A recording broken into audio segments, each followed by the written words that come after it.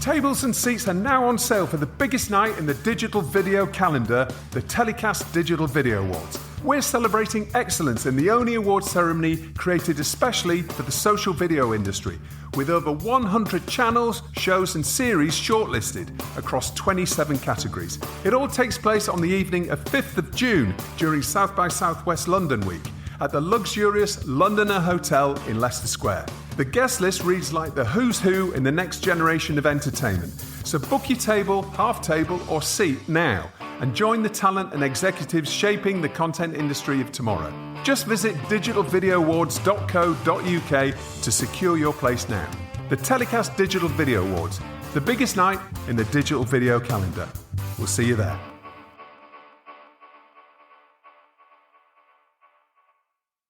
Telecast.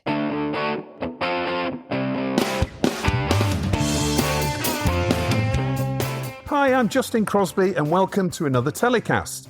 My guest this week is YouTuber turned mainstream TV celebrity, actor, author, voiceover artist and producer Joe Sugg.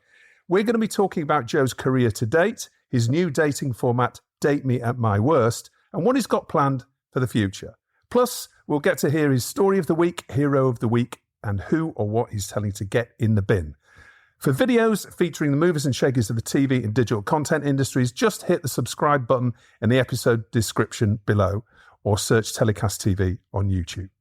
Joe, welcome to Telecast. Thank you very much. What an introduction. It makes you sound like a real Swiss Army knife. Well, I mean, I was just looking through Wikipedia, looking through anywhere online. I was like, he did that as well, Shaun the Sheep voiceovers and all sorts of stuff that I didn't know before. So, I've got to say, the Shaun the Sheep voiceover was, they don't speak in the film. It's all just noises. So, I grunt in that movie at some point, but I will take it. You take the credit for that. Brilliant. Well, listen, I mean, there's lots to get through. So let's start at the beginning. And I know you'll have been asked this loads of times before, but just can you just tell us in a really potted version about how you got to being where you are today, from being an apprentice thatcher, working on roofs all around Bath and Wiltshire and places like that. Yeah. So let's start at the very beginning and how did you get into YouTube and how did it start? I mean, I think it stems back from, I was a very, very creative child growing up. I think partly because I grew up in a very, very small, sleepy village. So there wasn't a lot going on. You had to use a lot of your imagination, and I've got quite creative parents as well. And me and my sister used to buy blank cassette tapes, and we used to record our own shows. We used to pretend that we were from the band Hearsay, I think at one point, and had our own series where we played different characters and record all these different, I guess what now are kind of like podcasts, but when we were kids. And I used to always draw a lot. And so always very looking for different like creative outputs. And social media came along, and this was when I was still a roof thatcher working 6 days a week on the roof. And my sister actually got into it before me. She started a blog. And for those that don't know, my sister is Zoe Sugg, known as Zoella on social media. And she started a blog, which then led to her starting vlogs. And this is going back 2011, I think, or 2010 even, possibly even earlier than that. So this was a text blog, essentially. Initially a blog, text blog. And she would blog about just things she bought from Primark or 50 things in her room. And we were both stunned at how many people from around the world were tapping into view and find out what she has in her room and stuff like that. We couldn't quite sort of believe it. And that sort of grew and grew and grew. And then it got to a point where I'd appear sometimes in her content. I'd come home from work and she'd be filming a video. So I'd like poke my head in. And my sister's fan base is predominantly female. And so when they saw me, they were sort of a bit like, oh, who's that? We need to get your brother in more videos. And so I was like, I reluctantly agreed to be in a video called The Sibling Tag many, many years ago. And then from there, she convinced me, and the people that watched the videos as well convinced me to start a channel myself. So I did that. I used all Zoe's old equipment and had to get her to sort of teach me how to edit and crash course on editing. And then it just sort of took off and snowballed. And I just thought I did it as I was still working as a roof thatcher at the time. But on my Sundays, I would sit down, record a video, edit it on the Sunday, upload it as soon as I could, because the next step, our internet where we lived was so bad. I think it was like 2 megabytes per second upload. So we had to upload overnight to get it up for like the Monday or the Sunday or whatever day it was, like the night before. And yeah, and it just sort of took off and snowballed and got bigger and bigger and bigger. And got to a point where I had a conversation with my dad sort of saying, I think this could go somewhere. There's a good chance it could go somewhere. And I was quite lucky because my sister was already sort of paving the way and showing that you could get a career out of this and it could go to a certain level. So because of that, I think that it got to a point where I had to ask my uncle if I could have a year off just to see if I could make something of it. And I think nearly like 13, 14 years later, I'm still going. I'm still hanging on in there. and you're still recording vlogs every day, every other day, right? I'm just about to upload my 1000th vlog on my vlog channel. So I've got 4 YouTube channels. And so I'm just about to, the vlog channel is very much the sort of behind the scenes of what I get up to in a day, like the best parts of my day condensed down into sort of like a 15, 20 minute video. Yeah, this morning I was editing the final bits of this 1000th vlog, and it's kind of like a reflection on all the vlogs I've done so far and those other 999 vlogs. And it's nice. It's a real trip down memory lane, and it's so nice to look back on and sort of reflect.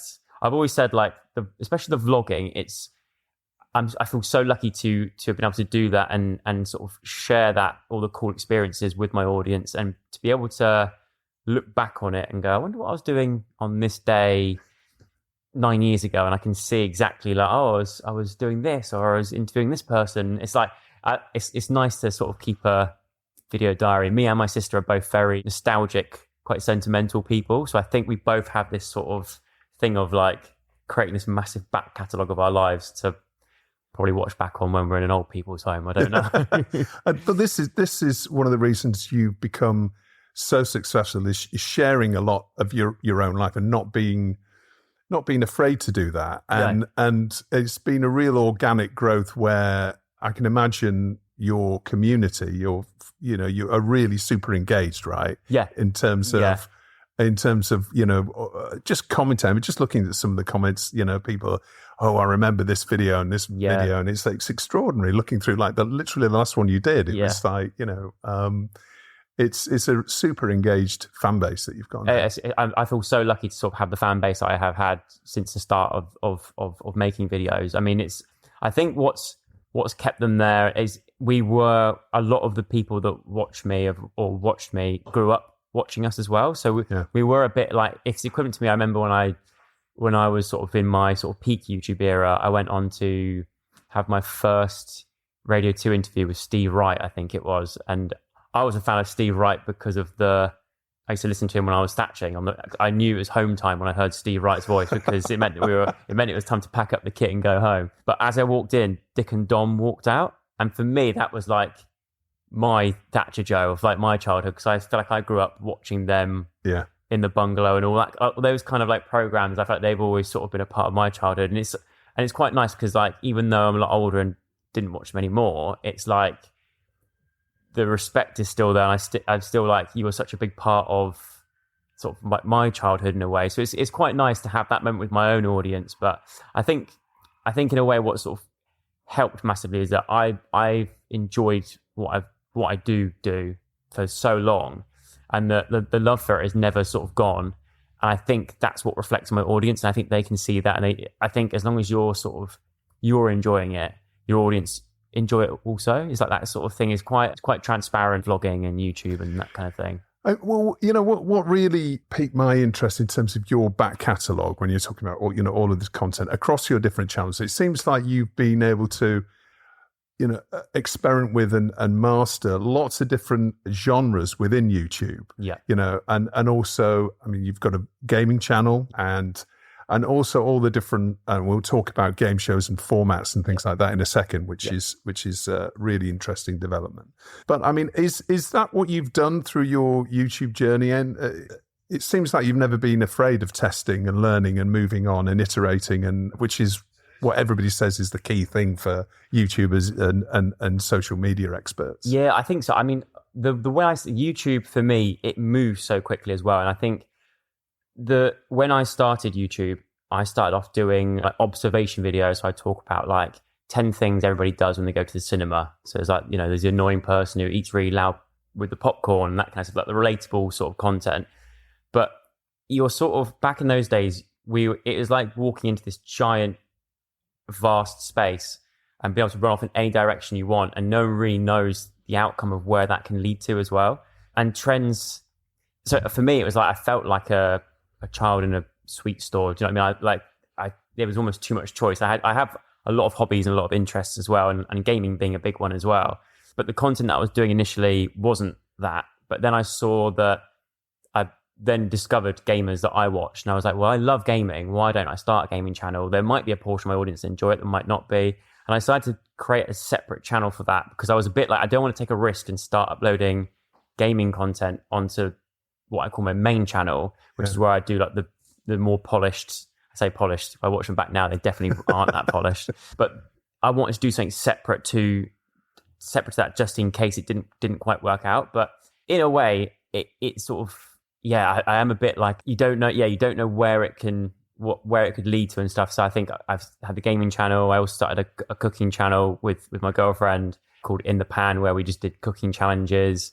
And then I had obviously the vlog channel. And so it's, I think YouTube is so fast compared to possibly like the TV world. I do feel like YouTube is like trends and what's popular and like what's like, I guess like the meta of like that, the algorithms and all that kind of stuff. It's constantly sort of changing and evolving. And I remember gaming sort of came in sort of, slightly later, but it is now such a big part of YouTube and has stayed such a big part of YouTube. But there are a lot of sort of trends and stuff that I always sort of think, I wonder if I should jump on this. Because I do believe that on YouTube especially, you need to kind of evolve and be a bit versatile and be a bit sort of I was going to say moldy, but that's not the word. Malleable, is that the right word? Yeah. So you've got to be able to change and go in different directions and not be worried about it. I think I've never been too worried about trying something new, because I think at the end of the day, if you're the first person in an online platform now where so much footage is uploaded daily, if you're the first person to try something and it doesn't work out, it does not matter, because if you're the first person to try something and it does work out,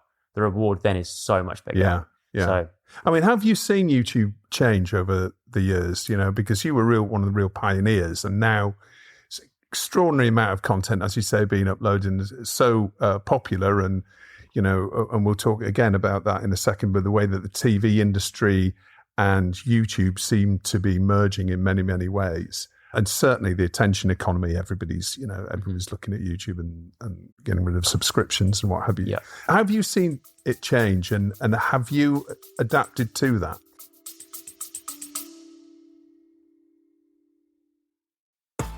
Want to get ahead in digital-first content? The Drop is the go-to newsletter for industry professionals, delivering insider news, trends, and insights straight to your inbox.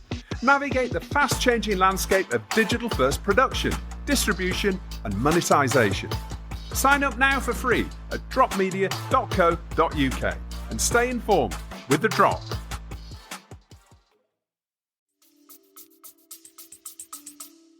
It's changed a lot. I mean, I always say if I tried to do the route that I got into YouTube, if I tried to do that now with the content that I made back then, I don't think I would have ever been seen. I don't think. I think it would have just gone and no one would have watched it. I think I was very lucky to have started when I did, and because back then there was nowhere near as much saturation as there is now on the platform. But also it's just rise in levels. I feel like YouTube is a competitor with television.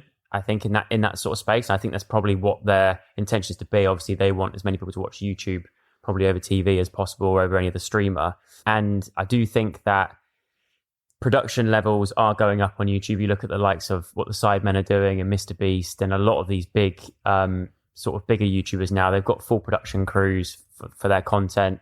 And it seems to be the way that it's going. But I think you also need to have the right ideas as well. And sometimes to come in with like original ideas, I think, is still key. It's hard to come across now an original idea, but when they do come through and they do get picked up and seen by the right people, I think YouTube's a fantastic place for an idea to take off and grow and be successful. Yeah. And so you talked earlier about editing. You've got nearly 9 million followers across YouTube, across your channels.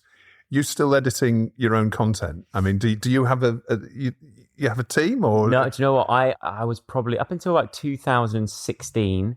So from 2012 to 2016, I did everything myself. And then from 2016 to like 2019, I had a producer / editor who worked with me, and he was brilliant. It did massively help my workload. I think at one point I was uploading 11 videos a week, which it'd be like at least 7 gaming videos a week, and then 2 vlogs, and then like a main channel video on a Sunday. So it was a proper regimented like routine type thing, which I loved. And then I did Strictly, and that sort of then took me off into a slightly different direction. Then I went on to do Waitress. So then the timing wise, I just wanted to sort of try something a bit different and go down a slightly different route. But I have been sort of in discussion, because I'm still editing now, and I do feel like it's probably a good time for me to start looking to get like at least an editor in to sort of help that workload, because it does take up a lot of my time. I did this thing called Vlogmas, which is where you try and vlog every day of December in the lead up to Christmas, and it was a struggle. I did manage to do it, but it was a struggle because you film all day, but then you basically sort of either edit really late at night into the early hours of the morning, but then the next day I think as I'm getting older, maybe it's an age thing, I don't know. I feel like as I'm getting older, it's getting harder to stay awake trying to edit, especially when it's my voice that I'm editing. I feel like whenever I edit myself, it naturally makes me quite tired. Yeah. I don't know if it's a good thing, but yeah. So definitely in the future, I would like to slightly go back to sort of how I was a few years ago with having like that sort of producer, editor sort of role again. And all of we've had a few shows on telecast recently where we speak to the guys at Little Dot and lots of other experts who talk about the importance of metadata and your descriptions and your tags and all of that stuff. I mean, do you sweat the small stuff as well when it comes to that? Or? Do you know what? I never really have. I do. This is what it goes down to. I do say I think I've been very, very lucky to sort of to get to where I got to in the YouTube game, because I've always been sort of like, I like to sort of do things my way, and I'm sort of slightly, when all these new like rules come in and people go, oh, this is now the new way to crack the algorithm, I'm kind of like, I think it's a part of me that doesn't want to follow the herd. Yeah. If that makes sense. And it's the same with like video ideas. When there was a tag that would go along, I used to, but then I went through this phase where I was like, I want to be the one creating these challenges and these tags. I don't want to be the one that just jumps on any YouTube tag or YouTube challenge that's there. And I think that kind of like, I admittedly, I probably should pay a bit more attention to the sort of nitty gritty details of how YouTube works now and how social media works and how to properly crack it. But there is something I think that above all, you could do all that stuff, but there's something about authenticity and, like I said before, coming across like you are in doing something that you genuinely are passionate about and enjoy. I still think that given the right circumstances will trump all the smaller metadata, sort of tiny little bits. Yeah, especially with your fan base as well. I mean, they can always, that your content will be coming straight to them anyway. Yes, so exactly. Yeah. You don't need to be discovered. No, as much. Yeah. And in a way, like I'm in a position now in my career and where I'm at and a lot of creators that were from my sort of era that don't do YouTube as much anymore now are in. We're all in the same boat where we're sort of like, I love the fact that I've got this like slightly smaller audience now, but of people that are very like engaged and like grew up watching us. They're very like, they are there for like, they're sort of like day ones almost. They're very like, what's the word? Like they've just been there for a while. And they're just like, it's just a regular smaller audience. It's something that just feels more sort of comfortable about that than going out to like millions of people where you're then much more open to people coming across your content for the first time and not particularly liking it or wanting to leave like a nasty message or anything like that. So when you've got your own sort of smaller, loyal community, in a way that's something that I kind of prefer. But I mean, I wouldn't mind getting 10 million views on a video again, but maybe not. I don't know. It's been a while since I achieved that. We'll see. This one might be the one. You never know. Yeah, exactly. Yeah. So you mentioned Strictly. I just want to touch on that before we go on. Obviously, there's been a fair amount of controversy over Strictly in the last couple of weeks, and lots of stories have come out over the last few years about people's experiences. You obviously had an amazing experience, and which changed your life. Yeah. I mean, that must be something that you take enormous comfort from, and seeing how that changed your life in many different ways. Yeah, I mean, I was once again very fortunate that my experience on the show was great, and the amount of people I met through that show, and even obviously from doing the podcast after as well. So I sort of felt like I sort of stayed part of the sort of Strictly family. It's difficult. I mean, I I could not dance before doing that show at all. So I did find it tough. It's difficult to learn to dance, especially when, for me, I remember the first day thinking like, I do not want to go home on this show. So I think I'm like quite a subtly like undercover, what's the word, competitive, like very, very competitive, but like you wouldn't know it sort of thing. So like I work hard behind the scenes to make sure that I could get to that final, because you don't want to miss out on a dance, because there's all these dances that you can learn. So I just didn't want to miss out on any of it. But yeah, it was a great experience, and I definitely think that helped sort of spur my interest in production, the production side. Because I remember when they asked me to go on the show, it was when Louise Rainbow was the producer on the show, and Stefania, who's still there, who was the talent who finds the celebs to the show. And I went along to the meeting for them to try and convince me to do it. And I remember going in thinking, right, I'll take the meeting and I'll go along, because I kind of really want to pick their brains about how the TV world works, and like how a show like Strictly, like such a behemoth of a show that does so incredibly well on TV still, how does that all work? How is it put together? Like who does what, and how do they go from like the initial day one of doing the show to then the wrap party at the end? Do you know what I mean? Yeah. And then I left not really knowing too much about that, but I end up leaving going, I think I might actually do it, you know? So it worked out quite well in a way. But I think from being on the show, I got to sort of see a lot of the ins and outs of sort of how it's made. And it did definitely sort of ignite that sort of interest in me with sort of the TV world as well, and how good TV is made. Yeah. Well, we're going to touch on your production company in a second, but coming back to what we were talking about when it comes to YouTube and digital first production versus traditional TV, I mean, how do you see those merging sectors going forward? I think the way I sort of see it is like it's kind of like each both want a bit of what each other have. So it's like YouTube, I feel like the way YouTube's going is it's getting more TV. Like you look at some of the most popular videos that the Sidemen do, for example, and they're TV formats that they're just sort of doing, but they're putting their spin on it and doing their version of like what's already an established format. But they are also putting in more of a TV sort of style production into that as well. So I feel like YouTube is sort of slightly going more TV, and then TV is trying to, I think, like in the TV space, a lot of them are sort of thinking, well, how can we tap into that YouTube audience? So they're adopting sort of tactics and things that they picked up from YouTube to try and make shows appeal more to a younger demographic or a YouTube watching demographic. So it's kind of like they're both sort of almost slightly naturally going into this sort of era where there is a bit of like a cross section. That's what I've sort of observed so far from it. I think the reality is that, I mean, for me, I still love like Saturday night TV. I still watch Saturday night TV. There's something for me that feels, I think it's because I grew up watching Saturday night television. So that's something that's very comforting about it. Even if it's a program that I'm not that interested in, sometimes it's nice to have it on just so it feels like a Saturday evening. Whereas the younger generation growing up, they don't necessarily know that. A lot of them are growing up with iPads in their hands, and they have what they want on demand when they want it. So it is going to be interesting to see like when that generation is older, how that's going to work with traditional television shows, and are they going to be able to sort of capture that audience? Yeah, which is going to dominate, right? Yeah. Because the viewing habits have changed so much. Yeah.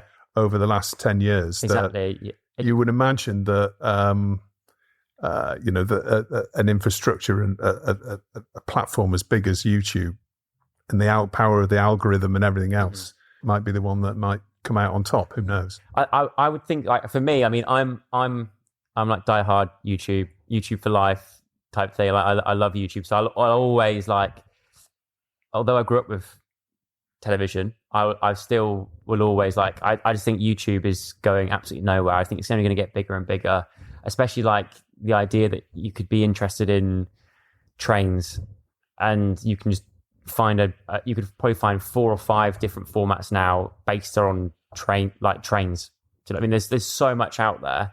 I don't know if that's a good analogy or anything, but there's so much be able to find right there, then search done. Whereas TV can't necessarily provide that yet. Whether or not that change in the future, I mean, it's when I really wish I had a crystal ball so I could sort of really sort of get in there. And I mean, that's kind of what I'm hoping Final Straw will sort of inevitably be a part of when that does happen. But it's a super interesting space to sort of watch and see what is going to happen there. But I can't see YouTube going anywhere. I think it's there to stay, and it will get bigger and bigger. Yeah. So tell us about Final Straw Productions then. So that's your own production company. Yes. And so what's the vision with Final Straw? What's it been set up to create? So the Final Straw is, I want it to be sort of like a vehicle for coming up with entertainment formats, whether it be that for TV. I think one of our main goals is ideally to try and get a format away internationally, which I think is probably a lot of people's, their goal is to, if you can sell a format internationally, then that's great. And it's a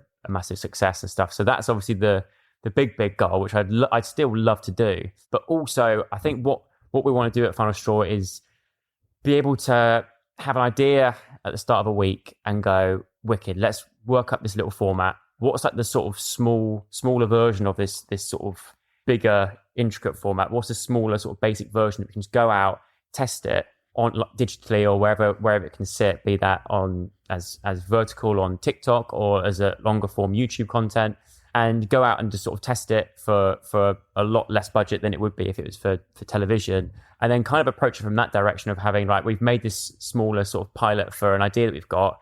Let's take that to commissioners to see if there's an interest there for the bigger version, which we have a deck for of that idea.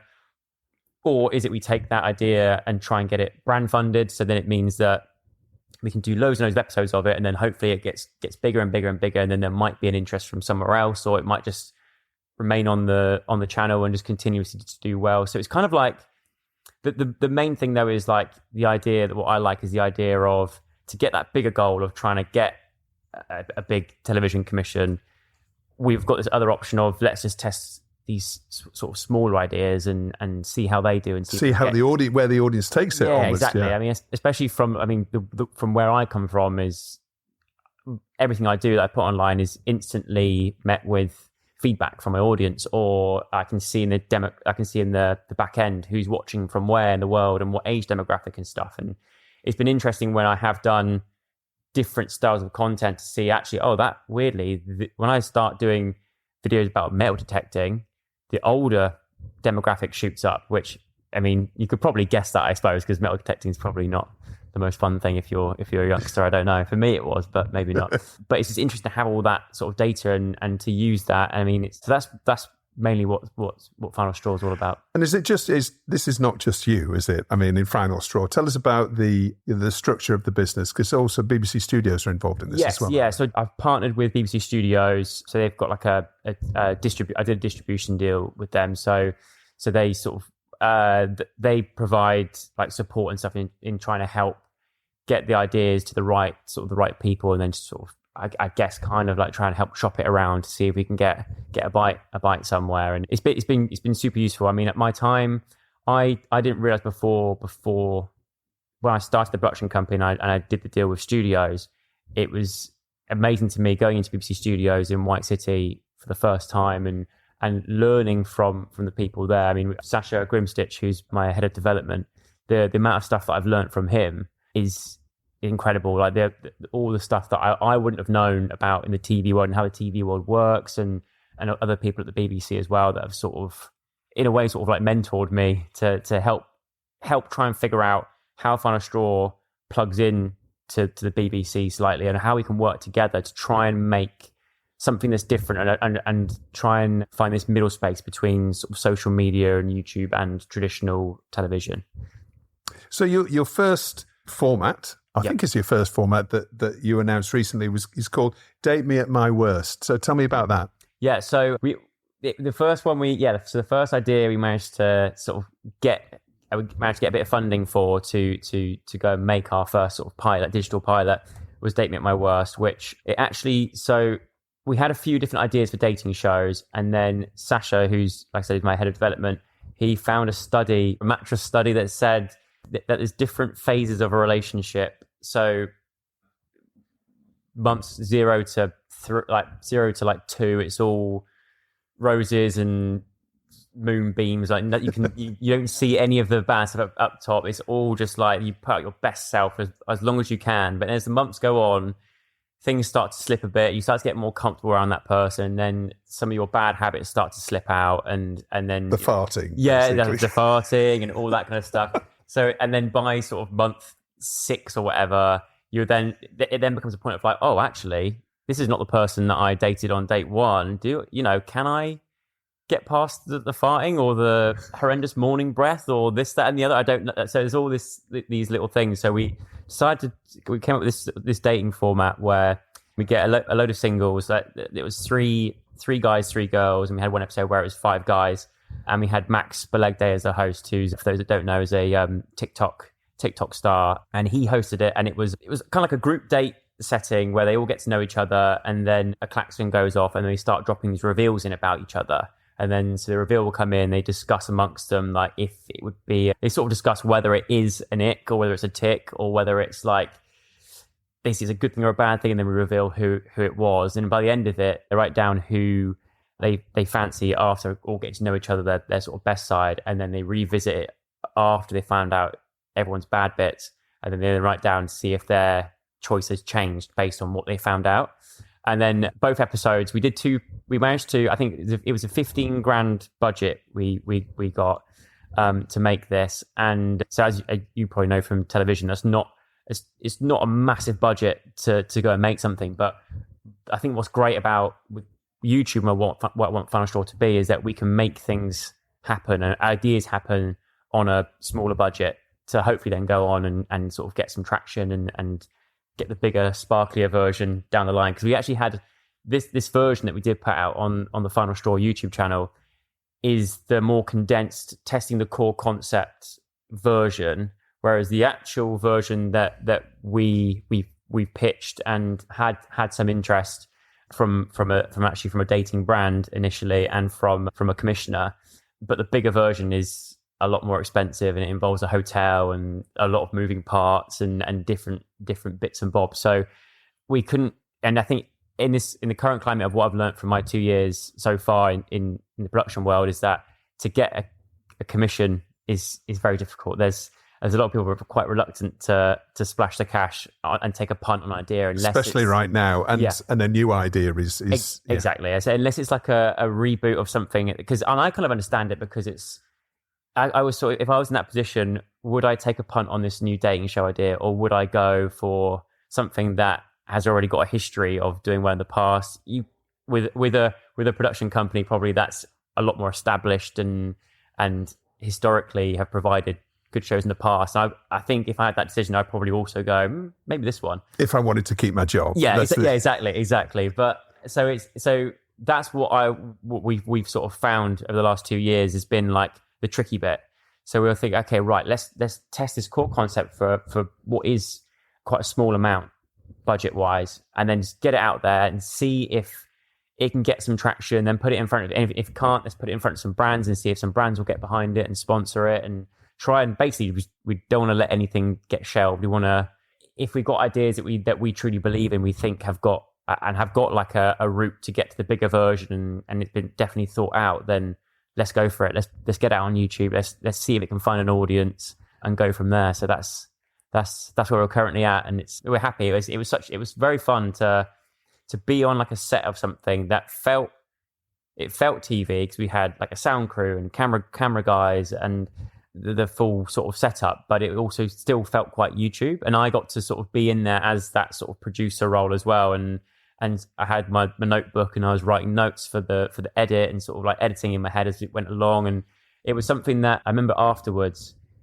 after we wrapped, I was like buzzing for like 2 days afterwards. And it was like, I hadn't had that feeling for a long time of like feeling like, I think because we put so much work into the lead up to it of like developing the idea and make sure it works. Sasha had to make a table, a round table that was big enough out of MDF like the day before. And we had to buy, I think budget-wise, because of the budget, we had to buy the tablecloth was a £13 king-size bed sheet from Amazon. Like, so we proper roughed it, but that's what made it so much more of like a payoff afterwards to to get 2 episodes out of it for that sort of price, we were super stoked by it. So, Joe, in terms of your experience as a YouTuber, and you said your experience as essentially a director on set and a producer on set, I mean, how did that impact your experience and your input into this as a new format? I think because of my background in YouTube, I've got a bit of like a it'll be all right on the night kind of attitude, which I don't know is a great thing. I think it can be quite stressful on the day of like, because I've always sort of think like, we're going to get something, there's going to be moments. I have a lot of faith that we're going to get good stuff. And I always know that from being so much in YouTube edit, I can make horrendous videos turn out good just from the editing. Like, there's always a way of, if you do like a collab or make a video and it's not quite how it was meant to go, there's always a way of editing it to make it still have the pace and the energy and still look good.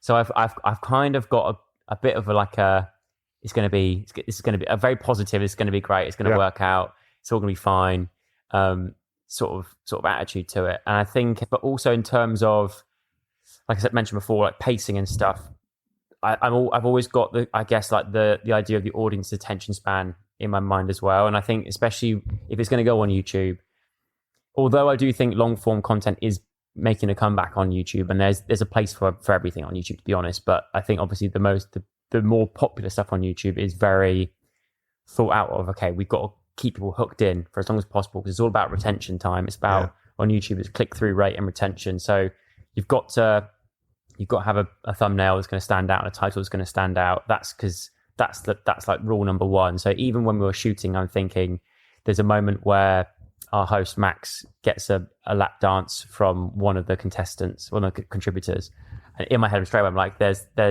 our thumbnail right there. Is that moment where he's like mid jump above the host? I'm like, that we need that in the corner. Then we need 3 like shocked faces on the right hand side with the title. I can see it all in my head. That's going to look great.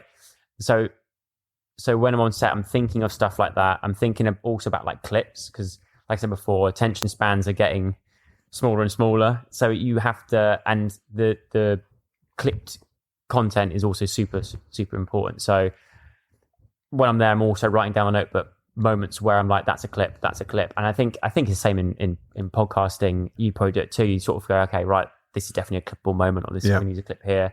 So things like that are really important. And also just sort of making the contribs and everyone just feel comfortable on set as well. I think, so I remember that sometimes I've done TV shows where it does feel quite big and quite daunting, but when the crew come over and sort of chat to you and make you feel comfortable, and when it feels good on a set, you instantly open up and you just feel so much more comfortable, and it just makes everything better. So I think that was a big part of making sure with me on set, especially having been in TV and done what I've done on YouTube, to be there for Max, the host, to sort of, in a way, sort of help guide him and make sure that he's comfortable, but also make our contributors all feel comfortable as well. I think that was a big part, because in the past, I've done collaborations with other YouTubers where I haven't known them that well. So sometimes I've always had a rule where I was like, I'll only collab with somebody if I've hung out with them first, because then at least I feel like then I know them and it's not going to be awkward on camera. Whereas,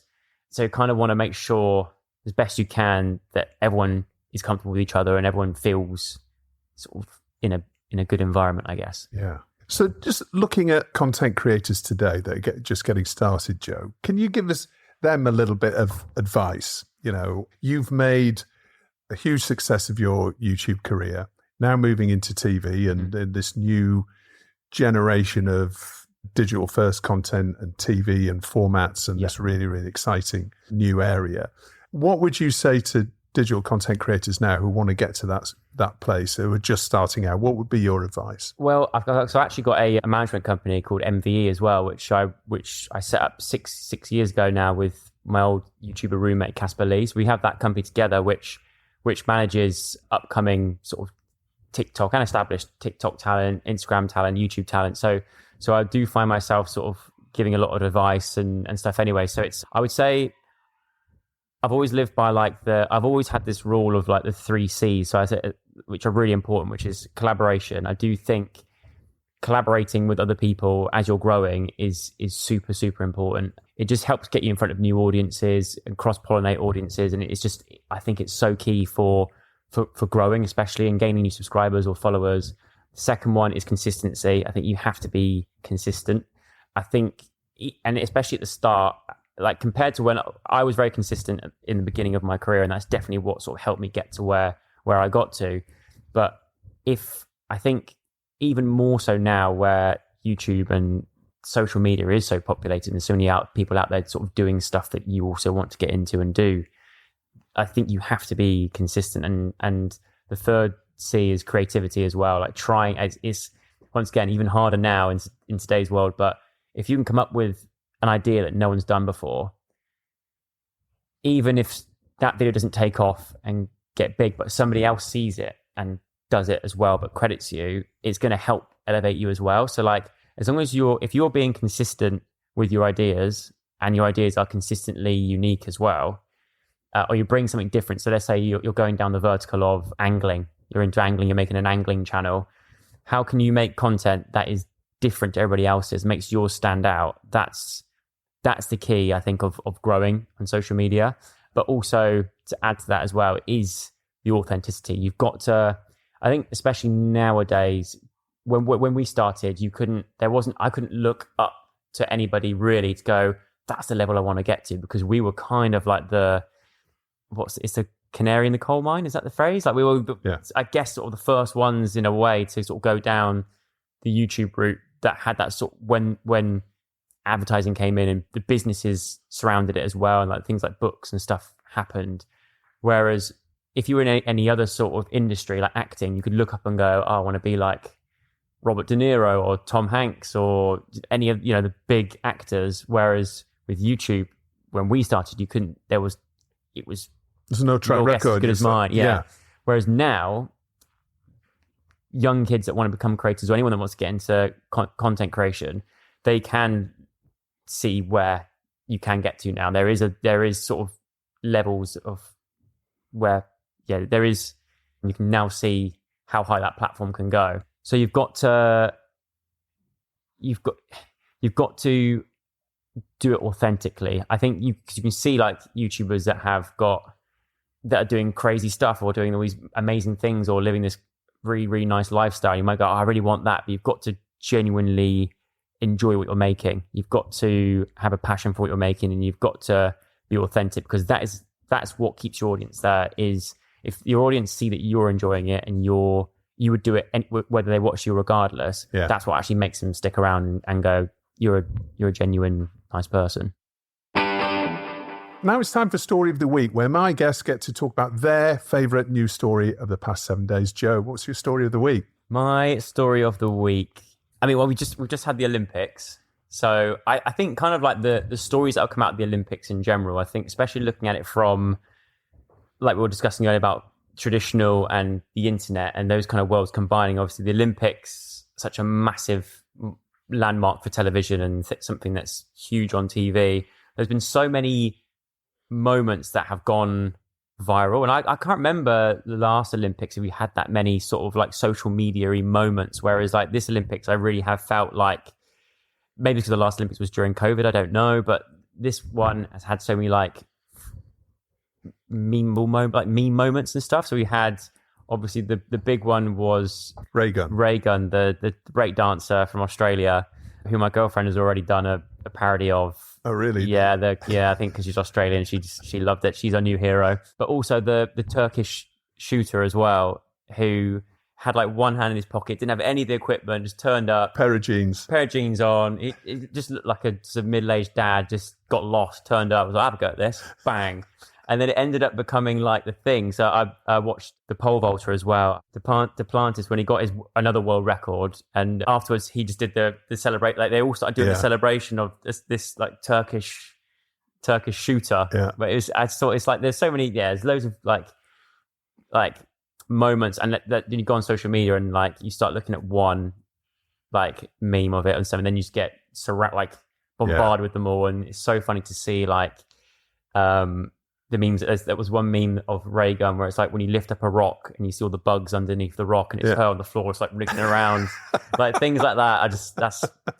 That's what I love to scroll through when I do get a little bit of screen time. Yeah, things like that. Well, Joe, I've got a story of the week to ask you about. Okay. Here's the headline: Joe Sugg plans to quit UK with Strictly's Diane Buswell after uncertainty over marriage. Well, here's the exclusive, Justin. No. Do you know what? I go to Australia a lot. I've actually been to Australia 7 times now, which I never thought. I went once when I was 18, backpacking, and I thought, this is it. The furthest I'm ever going to be away from home. This is it now, my one time in Australia. And didn't think I'd end up with an Australian girlfriend. So now I go there all the time. So I've been, 7 times, which is crazy. I do like it. The Australian lifestyle does suit me because I very much I do like a relaxed, slow pace of life, kind of like the Aussie surfer. Yeah, I can imagine myself growing my hair out and becoming an Aussie surfer, but not yet. There's something I think, but I'm also quite like I'm a village kid at heart. Like I need to be in the countryside, and I do love the hustle and bustle of London, and all our work's over here as well. So never say never. I think maybe one day there might be a chance of flying out there and staying out there a lot longer, but at the moment, and people do say to me, why don't you just go out there for like the winter months, then come and do the UK in summer months, which would be great. But I think for my work, and especially for Diane's work with Strictly, like we can't. That's a long commute for her to get to Elstree each weekend. Yeah, that's true. And in Australia, there's so many things that can sting you. Oh, yeah. Yeah, exactly. Yeah. Okay, so now it's time for Hero of the Week, Joe. Who's your Hero of the Week? My Hero of the Week, I was going to say the Turkish shooter, but I'm not going to say him. He's already had too much promo on this podcast. It sounds corny, but I am going to say my girlfriend, Diane Buswell. I think because she, I've got a lot of weird, wacky ideas, and we're both very, very different, but we're also both have the same mentality of support each other in the work that we do. So she's away a lot with Strictly tours and stuff. So sometimes we are passing ships, which, I mean, even today, as I was getting the train in, I passed on the train going back the other way. She's always been super supportive in some of the ideas I've had. And some of them have been like ideas that are really like out there, kind of like far-fetched, but she's always kind of like trying to add to it or like try and help me with ideas and just being like very, very supportive and never going like, no, I can't start working. Or she's always sort of got my back with what I do and the endeavors that I do and get up to. So I think as corny as it sounds, and as soppy as it sounds, she's my Hero of the Week every week. All right, fantastic. And any plans for any shows together? Because that would be... We did have a show that we were a week away from it going out, and we were going to do arenas around the UK. It was the Joe and Diane show in 2020, start of 2020, but then COVID hit. And then I mentioned recently actually on a Q&A, I said, I think, because people always ask, are we going to do it again? Because we had like 13 dancers in this, and we had, the whole show was based around what would happen if we didn't meet on the show. So would we still come together? And if so, what scenario would it have been? So like in different lifetimes and stuff. So it's different scenarios. Like one was like, we meet on a thatched roof one day, or one we meet in a zombie apocalypse, and all these little weird things. We always end up breaking out into a dance or something. And it was such a great show, but I think it was just sort of, that was right off the back of Strictly and me doing Waitress and all this kind of stuff. So it was very... Of the moment. I think like now, if we tried to bring it back, I just don't think it would sort of hit the same. I don't think. Yeah. I think we sort of missed the boat on that one, but never say never. I still love dancing. It's such a good form of exercise. So I would love to do like a little show, maybe. Who knows? Okay. And finally, Joe, who or what are you telling to get in the bin? People that are too quick to go to a negative of something. Too quick to judge. Too quick to judge and too quick to dismiss and go, no, like those people that are too quick to like shut down, I think they can, they can get in the bin. They can get in the bin. You just need to chill out. You need to like embrace everything and just, life's too short. Joe, thank you so much for coming on Telecast. It's been brilliant to chat with you. Best of luck with Final Straw Productions. Thanks so much. Obviously, you've got lots of ideas for the future and it's really exciting. And Date Me at My Worst, looking forward to seeing how that does as well. Thanks so much. Thank you. All right. Thanks, Joe. Cheers. Well, that's about it for another week's show. I hope you enjoyed it. Telecast was produced by Spirit Studios and recorded in London. For videos featuring the movers and shakers of the TV and digital content industries, just hit the subscribe button in the episode description below or search Telecast TV on YouTube. We'll be back with another episode very soon. Until then, stay safe.